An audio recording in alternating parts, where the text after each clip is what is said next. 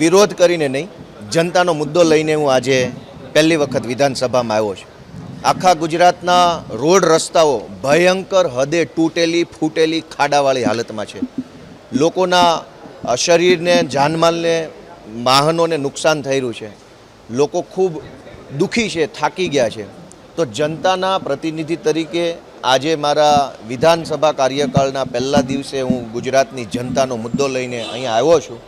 એવી આશા રાખીએ કે વિકાસની વાતો કરનારા લોકોને રોડના ખાડા દેખાય, ખાડામાં પડેલા વાહનો, ખાડામાં પડતા માણસોની પીડા દેખાય, એવી અમે વિનંતી લઈને આવ્યા છે। વિશેષમાં આજે મારો પહેલો જ દિવસ છે। હું અત્યંત ઉત્સાહ, જિજ્ઞાસા અને થોડીક નર્વસનેસ સાથે આવી રહ્યો છું।